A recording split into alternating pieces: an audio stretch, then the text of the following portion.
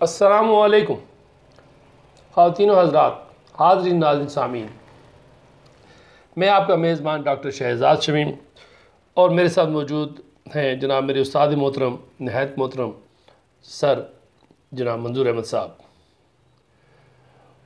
आज की जो नशिस्त है इसमें हम ज़िक्र करेंगे अल्लामा इकबाल के वो अशार जिसमें वो अल्लाह से मुखातिब होते हैं, बल्कि शिकवा करते हैं, गिला करते हैं कि आगे बैठे भी न थे कि निकाले गए।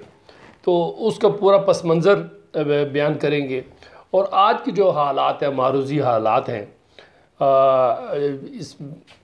इसमें ये देखना ये है 21वीं सदी जारी है कि इनको किस तरीके से जो आज कल पाकिस्तान पे बीत रही है, थोपी गई है, लादी गई है, ढोंसी गई है। इस सिचुएशन के लिए अल्लामा इकबाल अगर होते तो वो क्या इरशाद फरमाते, इसका हल क्या निकालते, इसका हल हमें क्या बताते। तो मैं अपने उस्ताद मोहतरम से गुजारिश करूँगा कि वो अफ़कार इकबाल से, तालीमात इकबाल से, अशार इकबाल से, नज़रियात इकबाल से हमारी रहनुमाई फ़रमाएँ, हमें आगाही फ़रमाएँ। जनाब अस्सलामु अलैकुम। वालेकुम सलाम। जी सर। डॉक्टर साहब, ये आज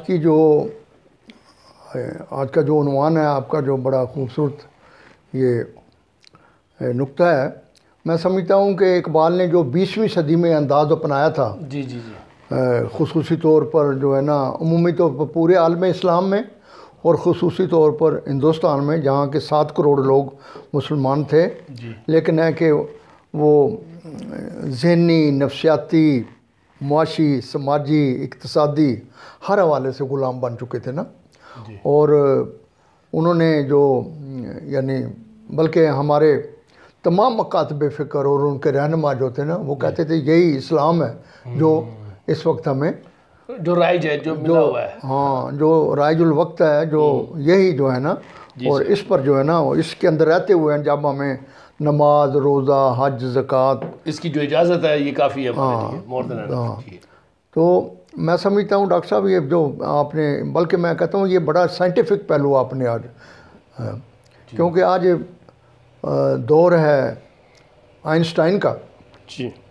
तो डॉक्टर साहब, एक हमारा ये भी बहुत बड़ा मसला है जो कि अब हमारी ये नौजवान नस्ल जो है ना, इसको जुर्त से बात करनी चाहिए।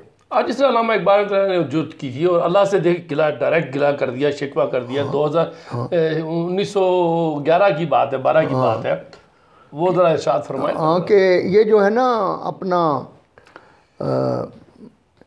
यानी 13वीं सदी तक, जी जी, यानी इकबाल अल्लाह रहमा बड़ी शिद्दत से कहते हैं कि जो मुसलमानों की बेअमली, ग़ुलामी और अपने ऊपर ना यकीन होना और मुल्कियत और ये बादशाहत ने जो, तो उसके बैकग्राउंड में जो था वो ये था कि इन्होंने जो अफलातून का नुक्ता नज़र था कायनात के बारे में वो, और इकबाल अल्लाह रहमा जो है अपने खुतबात में कहते हैं कि मुसलमानों ने 200 साल से ज़्यादा, डॉक्टर साहब को 10-20 साल की बात नहीं, 200 साल से ज़्यादा इन्होंने यूनानी ऐनक से कुरान की तशरीह की है।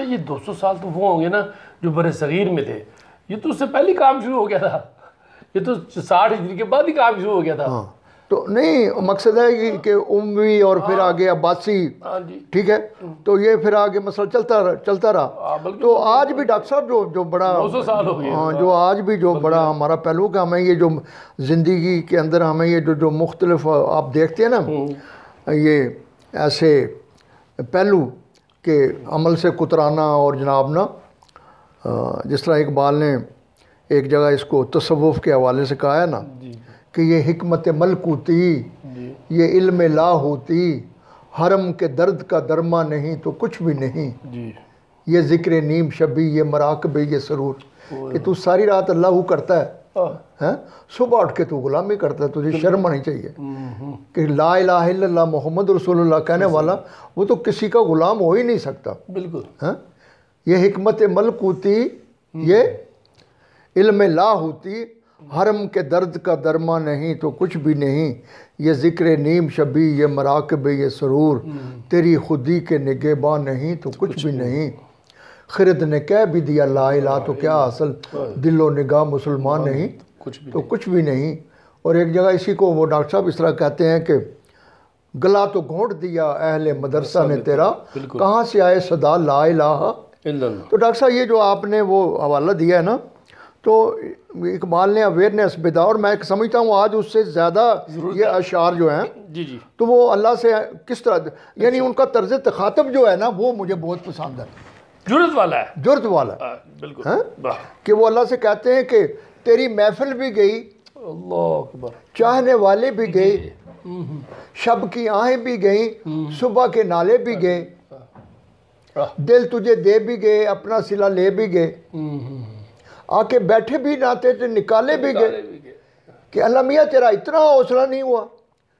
जरा इसकी तशरीह फरमा दें, निकाले गए और किस सन की बात कर रहे हैं कि खुलफाए राशिदीन का टोटल जो दौर है बिल्कुल, कि वो मैक्सिमम 60 टोटल 40 से 60 साल तक, 40 से 60 साल ठीक है। और उस वक्त तो वो कहते हैं, यानी देखो उसकी शौकी देखो, और समझाने के लिए कि मुसलमानों यानी जिस पर तुम तकिया करके बैठे हुए कि अल्लाह जो है ना वो अल्लाह का हुक्म होगा तो हम उठेंगे। तो इकबाल का नुक्ता नज़र ये है कि तुम खुद जो है ना, जब तक तुम खुद नहीं उठोगे अल्लाह की सुन्नत ही ये नहीं है।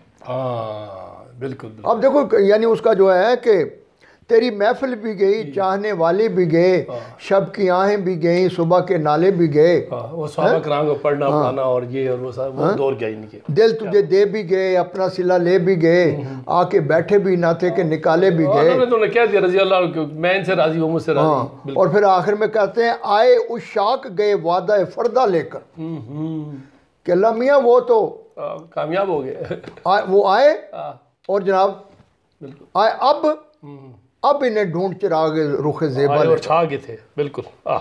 तो आज वो जो किरदार वाले जो सहाबा कराम का जो दौर था, आज अगर ए अल्लाह तू अगर कुछ ज़्यादा नहीं 200-400 साल अगर उनकी हुकूमत रहती तो आज हमें यह नतीजा ना देखना पड़ता। तो तुझसे इतना नहीं हो सकता। हाँ, ज़रा सा तो दिल था कि ज़रा सा था, सुनते थे पहलू में शोर जिनका, जो चीरा तो एक कतराए खून निकला। तो दूसरे लफ्ज़ में इकबाल ये कह रहा है। अब देखो इसी में जो अंदाज वो अपनाते हैं ना कि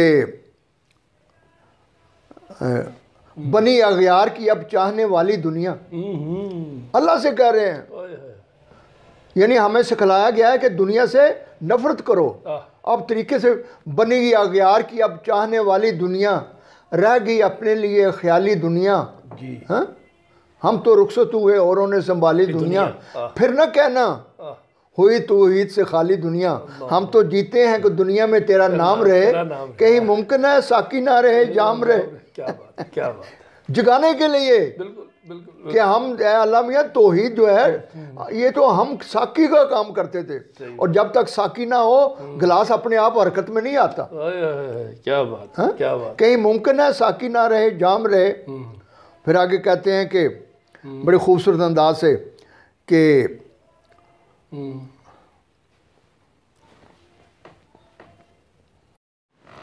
ए अंदली बे बागे हिजाज, हुजूर से सर्टिफिकेट लेते हैं। वो इकबाल तू तो मक्के मदीने की, तू कुरान की, तू इस्लाम की बुलबुल है, तू उसका पैगंबर है। कली कली है तेरी गर्मी नवा से गुदाज, जो भी तेरा कलाम सुनता है, चूँकि उसमें ये कुरान है और मेरी मोहब्बत है, जो भी सुनता है वो जनाब पसीज जाता है। कली कली है तेरी गर्मी नवा से गुदाज, हमेशा सिरे खुश जामे विला है दिल तेरा, फतादगी है तेरी गैरत सुजूद नियाज। और हुजूर कह रहे हैं इकबाल मंजर के, हुजूर मुझे कह रहे हैं कि तेरी ये जो कैफियत है कि मुझसे तेरी मोहब्बत इस तरह कि जिस तरह छलकता हुआ जाम है, और इस कैफियत पर इबादत रश करती है। उड़ा जो पस्ती है दुनिया से तू सुए गर्दूं, सिखलाई मलाइक ने तुझे रिफते परवाज, निकल कर बागे जहां से बरंगे बू आया, हमारे वास्ते क्या तोहफा लेके तू आया। और इस कैफियत में तुझे फरिश्ते जो है पकड़ के मेरे दरबार में ले आए, तो तू क्या खाली हाथ आया, वहां से क्या मेरे लिए लेके आया। ये देखो मुतवज्जो करने के लिए कि मुसलमानों मैं तुम्हारा मुकदमा जो कुछ जुल्म लेके क्या हूँ वहाँ जो आके मैं पेश कर रहा हूँ। अब जो हजूर के सामने वो पेश करते हैं मुकदमा मुसलमानों का, ख़ास करके जो उस दौर में ये फ्रांस, बरतानिया, यूनान, यहाँ तक कि इटली ने भी हमला कर दिया हुआ था। 25,000 बंदे मार दिए तुर्कों के। हाँ, तो पूरा वो कबीला ही उड़ा दिया था। हाँ जी हाँ। तो अब इकबाल जो है ना वो अपनी फरियाद किस अंदाज में करते हैं, हजूर दहर में आसूदगी नहीं मिलती, तलाश जिसकी है वो ज़िंदगी नहीं मिलती। क्या मेरे आका, वहाँ जहाँ से मैं आया हूँ वहाँ तो हमारे मुसलमानों की जो सूरत हाल है, जो अफरा तफरी, नफसा नफसी, गुलामी और जो कत्ल गारत है, वहाँ तो कोई, वहाँ तो आसूदगी नहीं है। हजूर यानी दुनिया दहर में आसूदगी नहीं मिलती, तलाश जिसकी है वो ज़िंदगी नहीं मिलती। हज़ारों लालो गुल है रियाज हस्ती में, रियाज कहते हैं बाग को, कि जहाँ से मैं आया हूँ अगरचे वो बाग है, लेकिन जहाँ वफादारी हो, वो वफादारी नाम की कोई चीज़ नहीं। सही। वफा की जिसमें हो बू वो कली नहीं मिलती, मगर मैं नज़र को एक आब की ना लाया हूँ। ऐ मेरे आका, इसके बावजूद मैं खाली हाथ नहीं आया, मगर मैं नज़र को एक आब की ना लाया हूँ, जो चीज़ इसमें है वो जन्नत में भी नहीं मिलती। हजूर, इसके बावजूद मैं आपके लिए एक आब की ना लाया हूँ। बिल्कुल। और इसमें जो चीज़ मैं लेके आया हूँ वो इस वक्त ये नन अवेलेबल, वो जन्नत में नहीं मिलती। वो क्या है?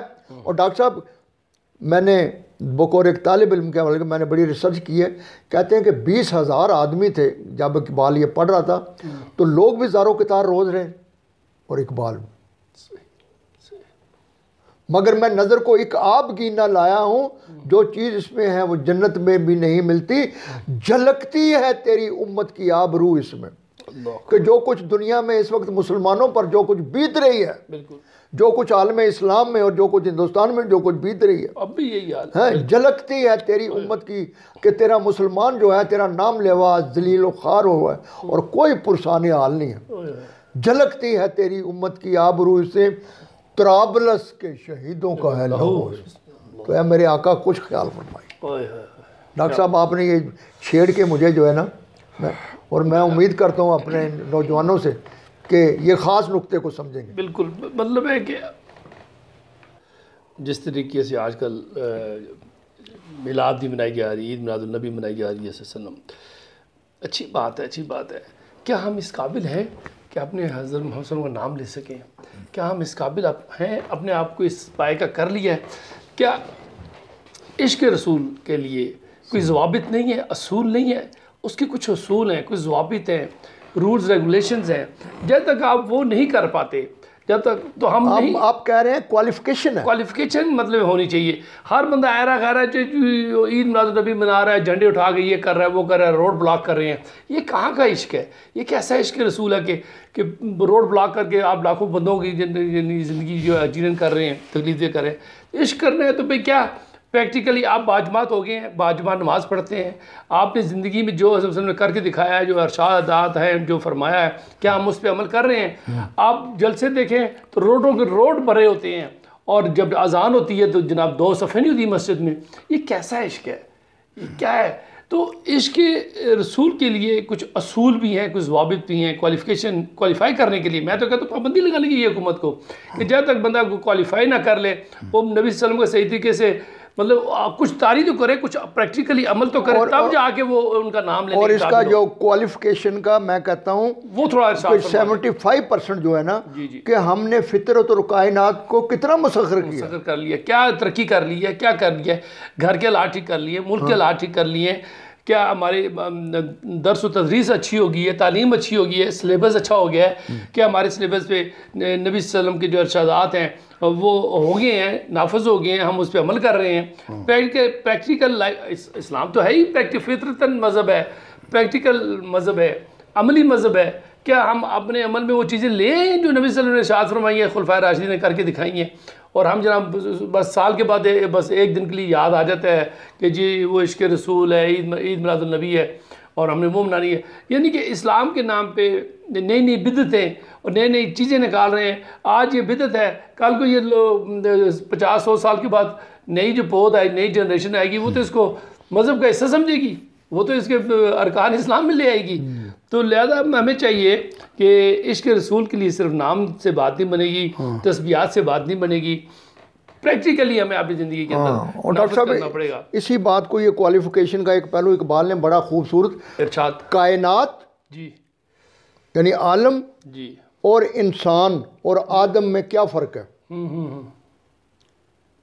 और मैं खुसूसी तौर पर अपने ये नौजवान बच्चों को और जो ये इनको ये समझाना चाहता हूँ कि इकबाल अल्लाह रहमा फरमाते हैं इसमें जावेद नामा में,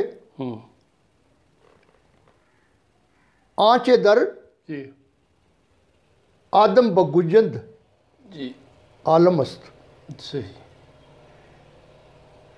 कि कायनात क्या है कि ये पूरी कायनात इंसान के दिल में समा जाती है। यानी अगर एक मुसलमान यानी एक बेहतरीन इंसान, एक बेहतरीन मुसलमान तब बन सकता है कि वो बेहतरीन इंसान भी हो। तो इकबाल अल्लाह रहमा फरमाते हैं कि आंचे